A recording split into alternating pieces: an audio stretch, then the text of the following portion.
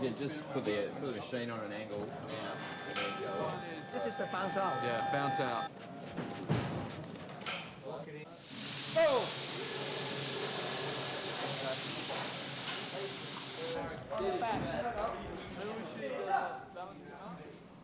If there's one way to do it, and there's the easier way and the harder way, it's beautifully the harder way.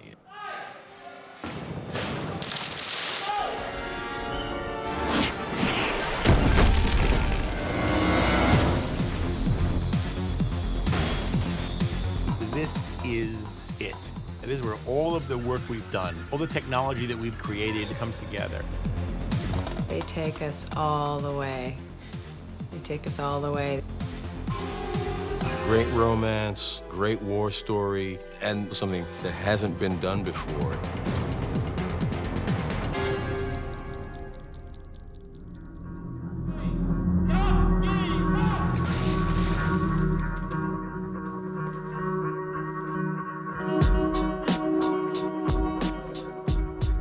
What are we on, day 247 or something?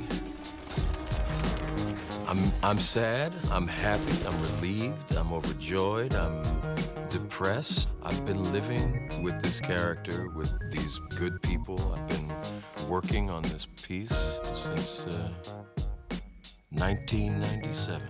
The amount of time and what I've had a chance to participate in and what I've seen other actors do has just been inspiring.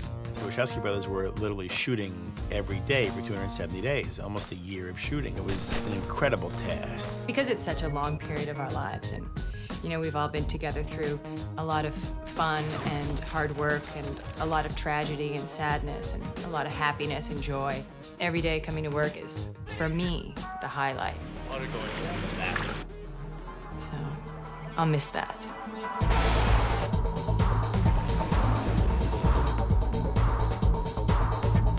The first movie's about birth. The second movie deals with life. The third movie's about death. 3 seems to come back down to this head-on collision that's going to happen between Neo and Smith and the defense of Zion, and they are also inextricably linked together. We actually get to see the real confrontation. If this is it, this is going to be the takedown. One of us is going to win, one of us is going to lose. And ultimately, everything is lost and everything is gained. In less than 12 hours, the machines will breach the dock walls.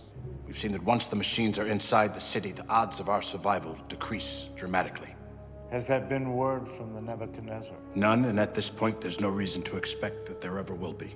Perhaps. But we can hope. Revolutions was like this wonderful poem on love and life and death. All about trusting and having belief and having faith and fighting for that which you believe in. That in the darkness, if there's light, it will always prevail. The nature of a reality and a alternate reality. It's an epic, but it's an epic in postmodern terms, postmodern conditions, and yet it's timeless, because all great epics transcend any historical period. And I think in the end, The Matrix will also transcend its historical period. It is a strong love story. It is a strong philosophical movie. It is a war movie. It is a giant action movie. It is kung fu. It brings everything together. His neural patterns don't read like someone who's in a coma. The strange thing is, I see these patterns all the time. Where? On someone jacked in. At the end of Reloaded, Neo finds himself caught in a construct made by the Merovingian. He ends up disconnecting himself from his mind, and in this, I suppose it's like a purgatory. My name is Sati. I'm at the train station. It functions as a realm of the programs, the crossover from being part of the machine world to the Matrix, where they're liberated. To get from one world to this other world, Neo has to go through the train man. Who are you? The train man is kind of like the ferryman crossing the River Styx. But the train man is not necessarily a very cooperative person.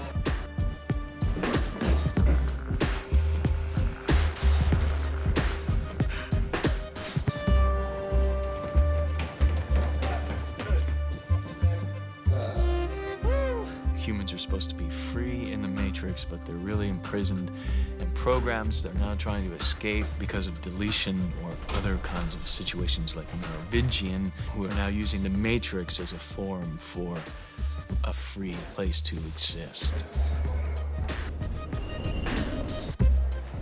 Dealing with kind of the evolution of entities, programs, humans, machines, and nature. Do you recognize me? A part of you. Yeah, that's how it works. Some bits you lose, some bits you keep. I don't yet recognize my face in the mirror, but I still love candy. Aaliyah dying and September 11th, and then Gloria dying. That was a tough time. We lost Gloria Foster, man. We lost Aaliyah, we lost Gloria. Her death devastated everyone. Larry and Andy in particular, I know. Anybody you know, especially someone that sweet and just like everybody's grandma. Gloria was a woman who was a giant in the American theater. Well-loved and well-respected, an incredible talent. Somebody who never really got her due, if you will. And the role of the Oracle was one in which she was actually able to sort of live out some of that. She is that character. Her performance, her original performance is fantastic. Not quite what you were expecting, right? It was immediately apparent to anybody who read the scripts that her absence potentially was a structurally significant blow to the production. Initially, we didn't know. And for Larry and Andy, they were like dumbfounded. And then it became a very difficult rewrite. You know, how to explain to have essentially one Oracle in Reloaded and then have a completely different person in Revolutions. They reached out to Mary Alice, who played with Gloria Foster in New York for 2 years in a show called Having Our Say. And they were brilliant together. Now, when I said I just thought Gloria was wonderful as the Oracle. I just sort of let myself be open. What about the Mary Alice comes in and does an amazing job of presenting a living, breathing Oracle.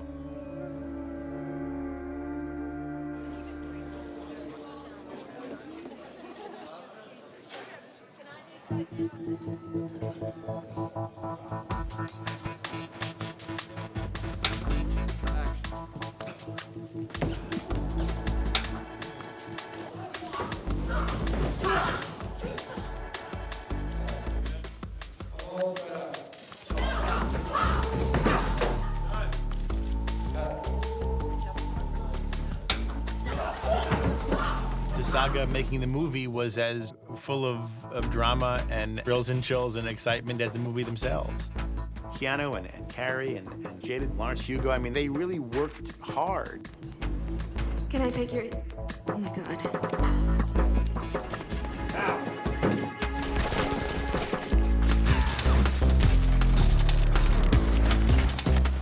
I had such anxiety when I walked onto the set. It reminded me of when Keanu and I did the government lobby. Just the idea of the squibs and the explosions and the pressure to get it. I was just like, whew. This way? Yeah. The boys were very specific. This is a big old heavy ship, so you gotta look like you're really turning this thing and you're trying to turn it fast and whew, we were really sweating. They're not interested in just spectacle. They put the camera in places that you generally never put it. Longer takes, different angles that you don't usually see, longer fight sequences, and it's much more difficult to do. But what happens then, if you do get it, it's like it's really happening.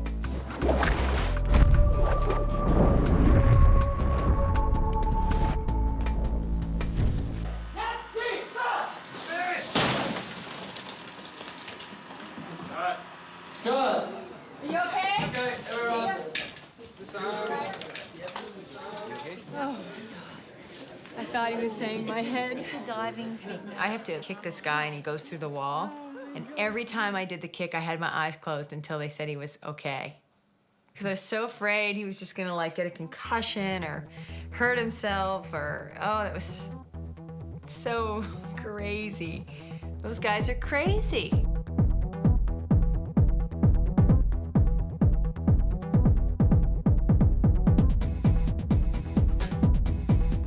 I never knew stuntmen until this film, and stuntmen and stuntwomen are very, very special people. They're like kids.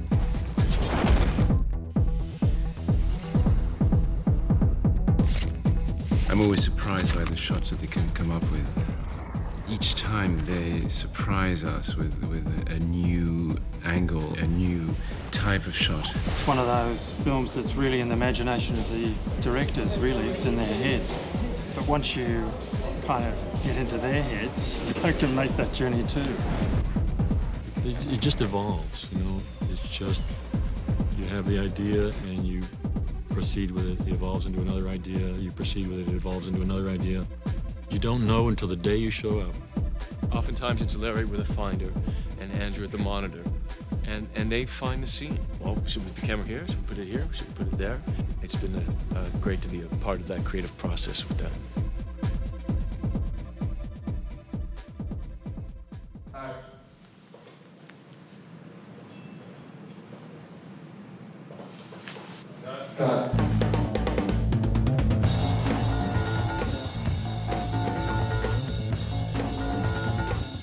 The amount of sets and the amount of setups and the amount of units shooting at one time, it was mind-boggling. It takes an army of people doing the conceptual drawings, the storyboards, physically building those things, painting them. Larry and Andy and Bill Pope standing on that set and directing and photographing the actors. And then add to it visual effects.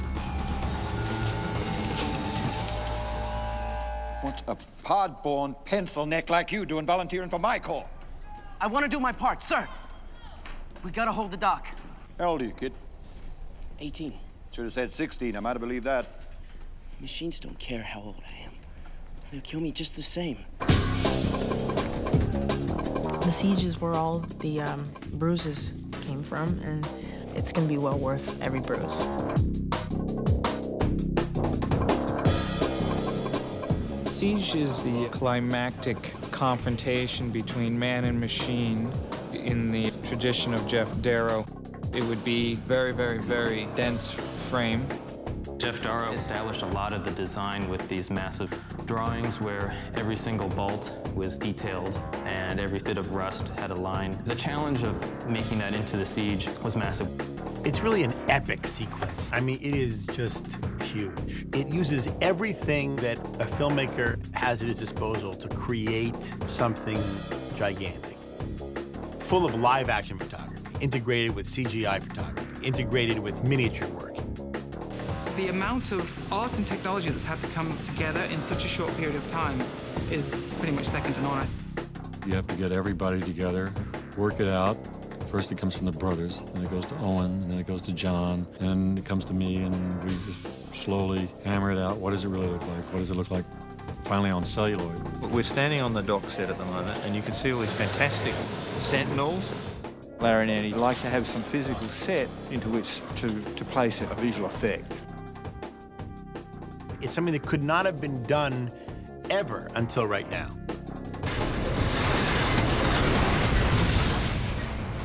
Getting the scene even initiated, visual effects-wise, was like climbing over a glacial mountain. 300 shots. It's a 17-minute sequence that cost more than most movies that have been made. 100,000 gigabytes of disk storage. Companies on 3 different continents, having 1,000 employees. So many hundreds of crafts all working together. My name is Lyndon Barrois, and I am the animation supervisor. I'm Dan Glass. I'm one of the visual effects supervisors. My name is Scott Kravitz. Visual effects supervisor. Visual effects technology supervisor. Animation supervisor. Character setup artist. Head of R&D. Color and lighting TD. My name's Alistair McLeod. I'm Technical director. What am I? I worked on the hair tool. Randy, like animator. Animator. Animator. Animator. Animator. Animator. Animator. Lead animator on the Siege. The scene has been drawn visualized, discussed, tested for a solid 2 years now. It was extraordinary just looking at that animation, you know, and that was just a rough idea of what was going to happen. They prevised this entire sequence. So more often than not, we use the previs as the Bible. They had this amazing APU and all its accoutrements. Which is essentially a robot that they sit in the seat of. Again, it came from a drawing that Jeff did. It was a huge effort to kind of construct that. One of my great pleasures was to show them one of these drawings. As soon as they started laughing, I knew I did what they wanted. 10 tons of metal, he could make it shoot all over the place. So the other part of the set that was made was a human carriage. It's got all these fantastically dramatic moves, which are all run off the animation cycle that John Gator's team at Escape have worked out. As an animator, you actually got to drive those performances beforehand. So those performances are already tailored to an action that you've developed. It was like being in the ultimate PlayStation game, you know? You were actually in the game, to be in there shooting down these bad guys and being the last man standing. So it's been all of these people that go together, put all these bits and pieces together. Eventually you get an APU standing there. We have launched a miniature unit working specifically on things that get destroyed.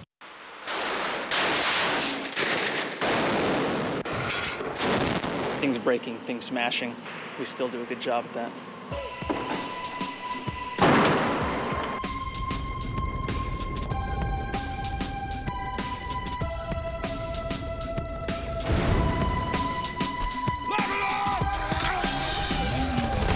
When you are a good filmmaker, you know how to use CGI. It is an incredible tool.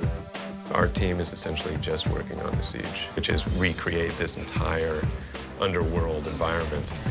The dock, the characters, the platforms, the subfloor, throwing in all of our thousands of Sentinel swarms. The biggest CG battle that I've seen in a film.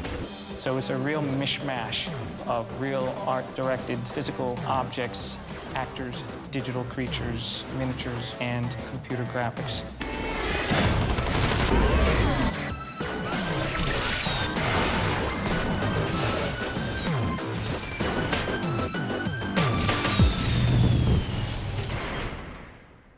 You don't think you're coming back?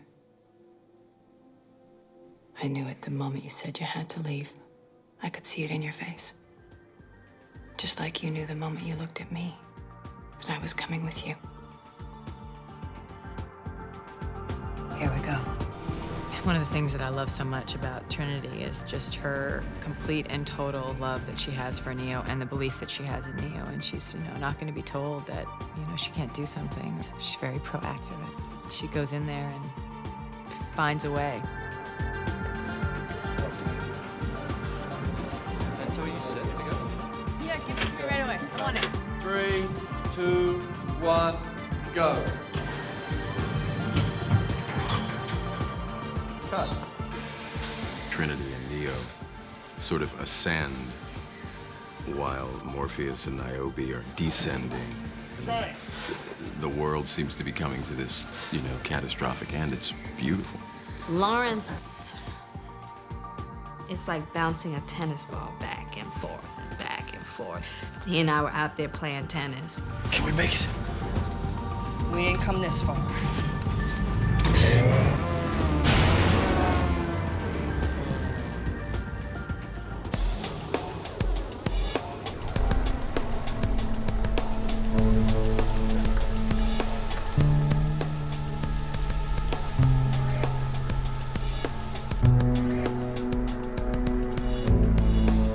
Smiths are meant to be all the same, and yet, do you dissipate the energy of Smith for a viewing audience if there isn't one central Smith? Does the viewer really want there to be one central, extremely bad Smith that they can kind of focus on? The whole Neo-Smith interchange all the way through is the key to the Matrix to me, and it really comes to a head in 3. It's a negotiation, right? It's a contest of will. They're opposites, and therefore they have to be together in life and death. They have equal power and equal strength, but, you know, one wants one thing and one wants the other. He expresses the desire to be all-powerful. He seems to be taking over the world. Yeah. And he seems to relish that. Mr. Anderson, welcome back. We missed you. It ends tonight. Super Brawl takes place in the street, in the air, and then in a building, and then in a crater.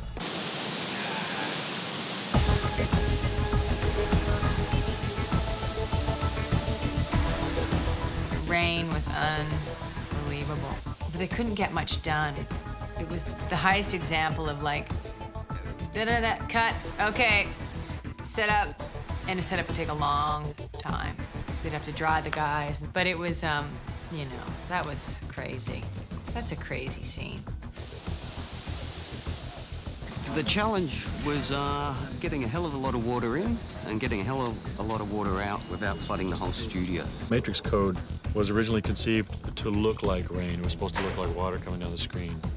So when you actually have rain, you of course want to allude to the Matrix code rain. So we wanted fat rain, which we ended up calling chubby rain, large nozzles and huge amounts of water. The rain was so heavy that it was hard to speak without starting to have bubbles and streams of water running out of your mouth. We did one little piece. We had like 78 takes, and then went back the next day and did another 15 or something like that.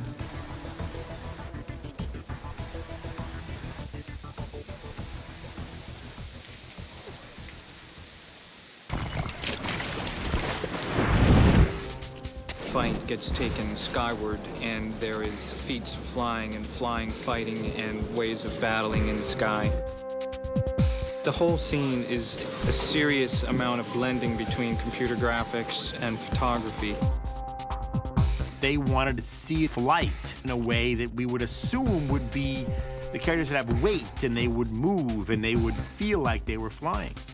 We had to devise some practical methods which were rig-based, and then, of course, applying virtual humans anywhere that we could to do some of the more complex camera coverage. The virtual human process is a combination of the motion capture and universal capture. The beginning of the story starts with going up in the zero-G plane and studying what it looks like to be doing martial arts in zero gravity. They use those zero-gravity plane devices to train astronauts. They go up to a certain height and they do a quick drop, which kind of suspends the participants in a weightless situation. Jada and the guys wanted to get a sense of what weightlessness was like. It's a really excellent reference we actually used as a template for how the shots would look. And there's a lot of bits and pieces that are achieved by motion capture. It's kind of like the strings of a puppet. The cameras can't actually see the actors, but we record those motions, and then we can attach those motions to a different character. And you kick Hugo! You just have to find some joy in it.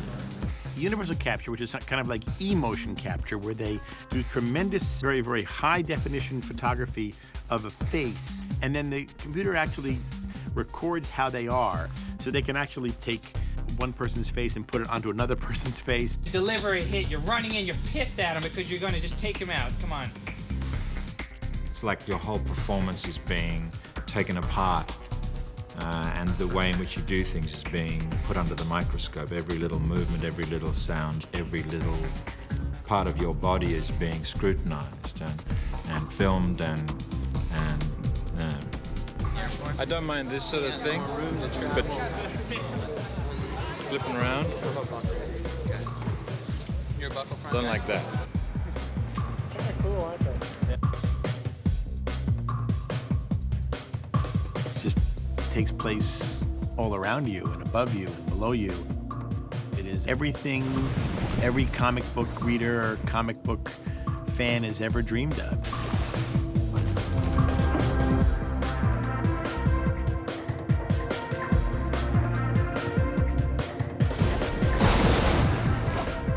Folks, the gate's good. So that would be a motion picture wrap on Morpheus, Lawrence Fishburne on Matrix Recalibrated.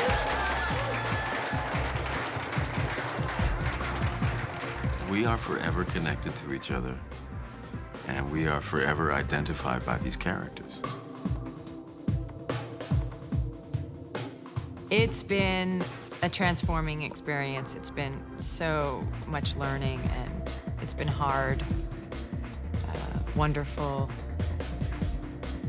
Being on this project has helped me grow in so many different ways. It's been hard, but that's what makes it really good, you know?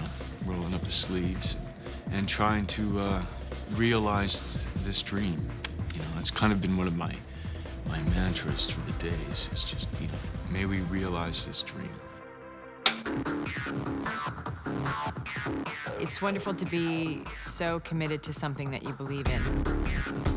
There just aren't many projects like The Matrix. This is the only movie I would have sacrificed 2 years of my life for. This is the only one. People took the most extraordinary things out of the first one. This one will be no different. It's an evergreen. It's going to be around for a long time, a long, long, long, long time. Hopefully they'll have fun, things to think about, things to talk about, and we'll create some moments about being excited, going to the movies. Everything that has a beginning has an end.